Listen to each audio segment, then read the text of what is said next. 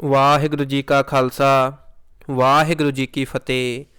ਤੁਸੀਂ ਵੇਖ ਰਹੇ ਹੋ ਕਥਾ ਗੁਰਬਾਣੀ ਵਿਚਾਰ। ਸੰਗਤ ਜੀ, ਸ੍ਰੀ ਗੁਰੂ ਹਰਗੋਬਿੰਦ ਜੀ 6ਵੀਂ ਪਾਤਸ਼ਾਹੀ ਦਾ ਜੀਵਨ ਬਿਰਤਾਂਤ ਸ਼ੁਰੂ ਕਰਨ ਜਾ ਰਹੇ ਹਾਂ। ਪੰਜ ਭਿਆਨੇ ਪੰਜ ਪੀਰ, ਛਟਮ ਪੀਰ ਬੈਠਾ ਗੁਰ ਭਾਰੀ। ਅਰਜਨ ਕਾਇਆ ਪਲਟ ਕੈ, ਮੂਰਤ ਹਰਗੋਬਿੰਦ ਸਵਾਰੀ। ਸ੍ਰੀ ਗੁਰੂ ਹਰਗੋਬਿੰਦ ਜੀ ਦਾ ਅਵਤਾਰ। ਸ੍ਰੀ ਗੁਰੂ ਹਰਗੋਬਿੰਦ ਜੀ ਦਾ ਅਵਤਾਰ 21 ਹਾੜ ਸੰਮਤ 1642 ਬਿਕਰਮੀ ਨੂੰ ਐਤਵਾਰ ਸ੍ਰੀ ਗੁਰੂ ਅਰਜਨ ਦੇਵ ਜੀ ਦੇ ਘਰ ਮਾਤਾ ਗੰਗਾ ਜੀ ਦੀ ਪਵਿੱਤਰ ਕੁੱਖ ਤੋਂ ਵਡਾਲੀ ਪਿੰਡ ਹੋਇਆ। ਸ੍ਰੀ ਗੁਰੂ ਅਰਜਨ ਦੇਵ ਜੀ ਦੇ ਬਾਲਕ ਦੇ ਜਨਮ ਸਮੇਂ ਇਹ ਸ਼ਬਦ ਉਚਾਰਨ ਕੀਤਾ ਗਿਆ ਸੀ। ਸੋਰਠ ਮਹੱਲਾ ਪੰਜਵਾਂ। ਪਰਮੇਸ਼ਰ ਦਿੱਤਾ ਬੰਨਾ, ਦੁਖ ਰੋਗ ਕਾ ਡੇਰਾ ਭੰਨਾ। ਆਨੰਦ ਕਰਹਿ ਨਰ ਨਾਰੀ, ਹਰ ਹਰ ਪ੍ਰਭ ਕਿਰਪਾ ਧਾਰੀ। ਸੰਤ ਹੈ ਸੁਖ ਹੋਆ ਸਭ ਥਾਈ, ਪਾਰ ਬ੍ਰਹਮ ਪੂਰਨ ਪਰਮੇਸ਼ਰ ਰਵ ਰਹਿਆ ਸਭਨੀ ਜਾਈ। ਰਹਾਓ ਧੁਰ ਕੀ ਬਾਣੀ ਆਈ, ਤਿਨ ਸਗਲੀ ਚਿੰਤ ਮਿਟਾਈ। ਦਇਆਲ ਪੁਰਖ ਮਿਹਰਵਾਨਾ, ਹਰਿ ਨਾਨਕ ਸੱਚ ਵਖਾਨਾ। ਸ੍ਰੀ ਗੁਰੂ ਹਰਗੋਬਿੰਦ ਜੀ ਨੇ ਗੁਰਗੱਦੀ 'ਤੇ ਬੈਠ ਕੇ ਪ੍ਰਣ ਕਰਨਾ। ਸ੍ਰੀ ਗੁਰੂ ਅਰਜਨ ਦੇਵ ਜੀ ਲਾਹੌਰ ਤੁਰਨ ਤੋਂ ਪਹਿਲਾਂ ਇਹਨਾਂ ਨੂੰ ਜੇਠ ਵਦੀ 14 ਸੰਮਤ 1663 ਨੂੰ ਗੁਰਿਆਈ ਦੇ ਗਏ ਸਨ। ਪਰੰਤੂ ਸ੍ਰੀ ਗੁਰੂ ਅਰਜਨ ਦੇਵ ਜੀ ਦੀ ਰਸਮ ਕਿਰਿਆ ਵਾਲੇ ਦਿਨ ਆਪ ਜੀ ਨੂੰ ਪੱਗ ਬਣਾਈ ਗਈ ਅਤੇ ਆਪ ਜੀ ਗੁਰਗੱਦੀ ਉੱਤੇ ਬਿਰਾਜਮਾਨ ਹੋਏ। ਗੁਰੂ ਘਰ ਦੀ ਮਰਿਆਦਾ ਅਨੁਸਾਰ ਸੇਲੀ ਟੋਪੀ ਦੀ ਥਾਂ ਆਪ ਜੀ ਨੇ ਸਿਰ ਉੱਤੇ ਜਗ੍ਹਾ ਕਲਗੀ ਲਗਾਈ ਅਤੇ ਮੀਰੀ ਪੀਰੀ ਦੀਆਂ 2 ਤਲਵਾਰਾਂ ਗਾਤਰੇ ਪਹਿਨੀਆਂ। ਆਪ ਜੀ ਨੇ ਕਿਹਾ, ਹੁਣ ਸੇਲੀ ਟੋਪੀ ਪਹਿਨਣ ਦਾ ਸਮਾਂ ਨਹੀਂ ਹੈ। ਸ਼ਾਂਤੀ ਦੇ ਪੁੰਜ ਸਾਡੇ ਪਿਤਾ ਜੀ ਨਾਲ ਇਹਨਾਂ ਜ਼ਾਲਮ ਰਾਜ ਦੇ ਅਧਿਕਾਰੀਆਂ ਨੇ ਜੋ ਕੁਝ ਕੀਤਾ ਹੈ, ਉਸ ਦਾ ਬਦਲਾ ਅਤੇ ਧਰਮ ਦੀ ਰੱਖਿਆ ਸ਼ਸਤਰ ਤੋਂ ਬਿਨਾਂ ਨਹੀਂ ਕੀਤੀ ਜਾ ਸਕਦੀ। ਜਿਸ ਜਗ੍ਹਾ ਉੱਤੇ ਬੈਠ ਕੇ ਆਪ ਜੀ ਗੁਰਗੱਦੀ ਉੱਤੇ ਬਿਰਾਜਮਾਨ ਹੋਏ, ਉੱਥੇ ਆਪ ਜੀ ਨੇ ਹਾੜ ਸੁਦੀ 10 ਸੰਮਤ 1663 ਬਿਕਰਮੀ ਨੂੰ ਅਕਾਲ ਬੁੰਗੇ ਦੀ ਨੀਂਹ ਰੱਖੀ। ਆਪ ਜੀ ਦੇ 3 ਵਿਆਹ ਹੋਏ। ਪਹਿਲਾ 12 ਭਾਦਰੋਂ ਸੰਮਤ 1661 ਵਿੱਚ ਡੱਲੇ ਪਿੰਡ ਵਿੱਚ ਭਾਈ ਨਰੈਣ ਦਾਸ ਖੱਤਰੀ ਦੀ ਸਪੁੱਤਰੀ ਸ਼੍ਰੀ ਦਮੋਦਰੀ ਜੀ ਨਾਲ। ਸ਼੍ਰੀ ਦਮੋਦਰੀ ਜੀ ਦੇ ਉੱਤਰ ਤੋਂ ਬੀਬੀ ਵੀਰੋ, ਬਾਅਦ ਗੁਰਦਿੱਤਾ ਜੀ ਅਤੇ ਅਣੀ ਰਾਏ ਜੀ ਨੇ ਜਨਮ ਲਿਆ। ਦੂਜਾ ਵਿਆਹ ਆਪ ਜੀ ਦਾ ਬਕਾਲਾ ਨਿਵਾਸੀ ਹਰੀਚੰਦ ਦੀ ਸਪੁੱਤਰੀ ਨਾਨਕੀ ਜੀ ਨਾਲ 5 ਵਿਸਾਖ ਸੰਮਤ 1670 ਵਿੱਚ ਹੋਇਆ। ਇਹਨਾਂ ਦੇ ਉਦਰ ਤੋਂ ਸ੍ਰੀ ਗੁਰੂ ਤੇਗ ਬਹਾਦਰ ਜੀ ਨੇ ਅਵਤਾਰ ਲਿਆ।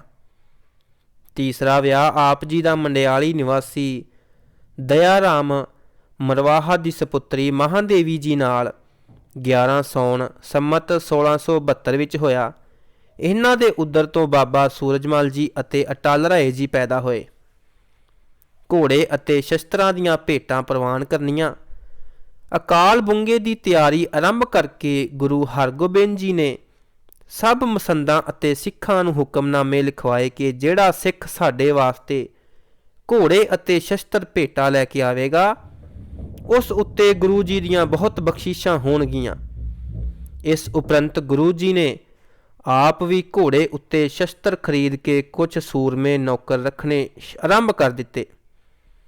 ਉਧਰ ਗੁਰੂ ਜੀ ਦੇ ਹੁਕਮਨਾਮੇ ਪੜ੍ਹ ਕੇ ਸਿੱਖ ਅਤੇ ਮਸੰਦ ਗੁਰੂ ਜੀ ਵਾਸਤੇ ਵਧੀਆ ਤੇਜ਼ ਘੋੜੇ ਅਤੇ ਸ਼ਸਤਰ ਭੇਟਾ ਲੈ ਕੇ ਆਉਣ ਲੱਗੇ।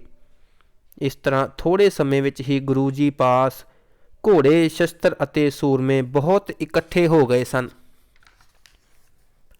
ਆਪਣੇ ਸਿੱਖਾਂ ਨੂੰ ਯੁੱਧ ਜੰਗਾਂ ਲਈ ਤਿਆਰ ਕਰਨ ਵਾਸਤੇ ਗੁਰੂ ਜੀ ਨੇ ਇੱਕ ਢਾਡੀ ਅਬਦਲ ਨੂੰ ਨੌਕਰ ਰੱਖ ਲਿਆ ਅਤੇ ਉਸ ਪਾਸੋਂ ਸਿੱਖਾਂ ਨੂੰ ਦੂਸਰੇ ਪਹਿਰ ਦੇ ਦੀਵਾਨ ਵਿੱਚ ਸੂਰਮਿਆਂ ਦੀ ਬਹਾਦਰੀ ਦੀਆਂ ਵਾਰਾਂ ਸੁਣਾਉਂਦੇ, ਵਾਰਾਂ ਅਤੇ ਘੋੜ ਸਵਾਰੀ ਦਾ ਅਭਿਆਸ ਕਰਾਉਣ ਵਾਸਤੇ ਰੋਜ਼ ਹੀ ਜੰਗਲ ਵਿੱਚ ਸ਼ਿਕਾਰ ਖੇਡਣ ਵਾਸਤੇ ਲੈ ਜਾਂਦੇ।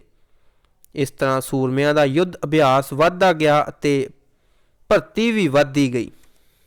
ਸਵੇਰੇ ਅੰਮ੍ਰਿਤ ਵੇਲੇ ਉੱਠ ਕੇ ਇਸ਼ਨਾਨ ਕਰਕੇ ਆਪਣੇ ਆਤਮ ਸਰੂਪ ਵਿੱਚ ਲਿਵ ਜੋੜ ਕੇ ਬੈਠਣਾ ਫਿਰ ਸਮਾਧੀ ਤੋਂ ਉੱਠ ਕੇ ਸ੍ਰੀ ਹਰਿਮੰਦਰ ਸਾਹਿਬ ਦੇ ਦਰਸ਼ਨ ਕਰਕੇ ਅਕਾਲ ਬੁੰਗੇ ਆਣ ਕੇ ਬੈਠ ਜਾਣਾ। ਧਾਰਮਿਕ ਦੀਵਾਨ ਸੱਜਦਾ, ਕੀਰਤਨ ਹੁੰਦਾ ਅਤੇ ਦਰਸ਼ਨ ਕਰਨ ਆਏ ਸਿੱਖਾਂ ਨੂੰ ਧਰਮ ਉਪਦੇਸ਼ ਦਿੰਦੇ। ਉਸ ਉਪਰੰਤ ਪ੍ਰਸ਼ਾਦ ਛਕ ਕੇ ਵਿਸ਼ਰਾਮ ਕਰਦੇ ਅਤੇ ਤੀਸਰੇ ਪਹਿਰ ਦੀਵਾਨ ਸਜਾ ਕੇ ਪੁਰਾਤਨ ਸੂਰਮਿਆਂ ਦੀਆਂ ਵਾਰਾਂ ਢਾਡੀਆਂ ਪਾਸੋਂ ਸੁਣਦੇ ਅਤੇ ਫਿਰ ਸ਼ਸਤਰ ਵਿੱਦਿਆ ਦਾ ਅਭਿਆਸ ਕਰਾਉਣ ਵਾਸਤੇ ਸੂਰਮਿਆਂ ਨੂੰ ਸ਼ਿਕਾਰ ਖੇਡਣ ਲੈ ਜਾਂਦੇ। ਸੰਧਿਆ ਸਮੇਂ ਸੋਧਰੂ ਦੇ ਪਾਠ ਉਪਰੰਤ ਦੀਵਾਨ ਦੀ ਸਮਾਪਤੀ ਕਰਕੇ ਆਪਣੇ ਮਹਿਲਾਂ ਵਿੱਚ ਜਾ ਬਿਰਾਜਦੇ। ਗੁਰੂ ਜੀ ਪਾਸ ਅਤੇ ਉਹਨਾਂ ਦਾ ਜਸ ਸੁਣ ਕੇ ਚੰਦੂ ਨੇ ਆਪ ਜੀ ਨੂੰ ਚਿੱਠੀ ਭੇਜੀ ਕਿ ਆਪ ਹੁਣ ਸੁਤੰਤਰ ਹੋ, ਇਸ ਕਰਕੇ ਵੈਰ ਭਾਵ ਨੂੰ ਤਿਆਗ ਕੇ ਮੇਰੀ ਲੜਕੀ ਦਾ ਰਿਸ਼ਤਾ ਪ੍ਰਵਾਨ ਕਰ ਲਵੋ।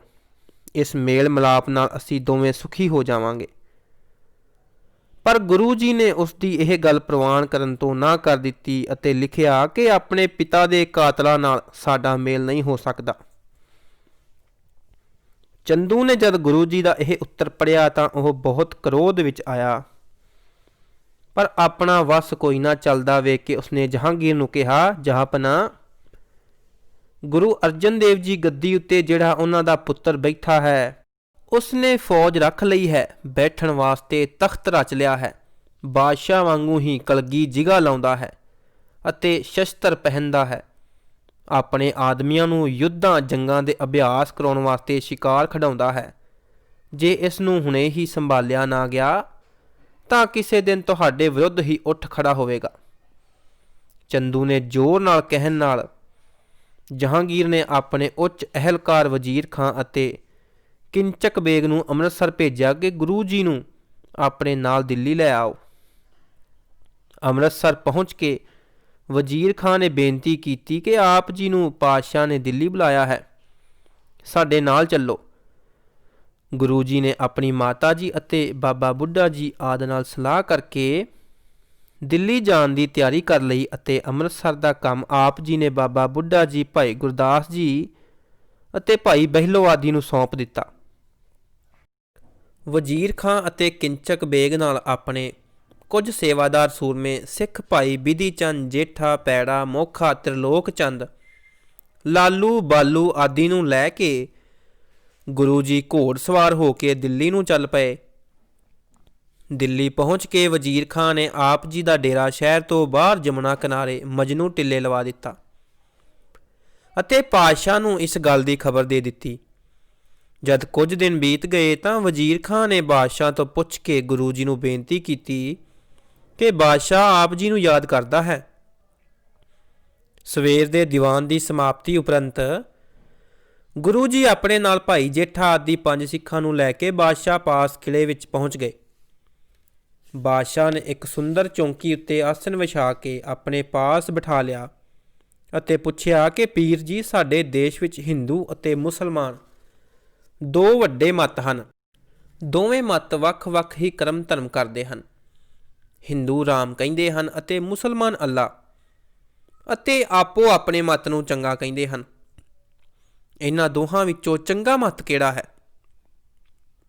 ਗੁਰੂ ਜੀ ਨੇ ਕਿਹਾ, ਪਾਤਸ਼ਾਹ, ਮੱਤ ਉਹੀ ਚੰਗਾ ਹੈ ਜਿਹੜਾ ਨੇਕ ਕਰਮ ਕਰਦਾ ਹੈ, ਬੰਦਗੀ ਕਰਦਾ ਹੈ ਅਤੇ ਕਿਸੇ ਦੂਸਰੇ ਨੂੰ ਦੁਖੀ ਨਹੀਂ ਕਰਦਾ।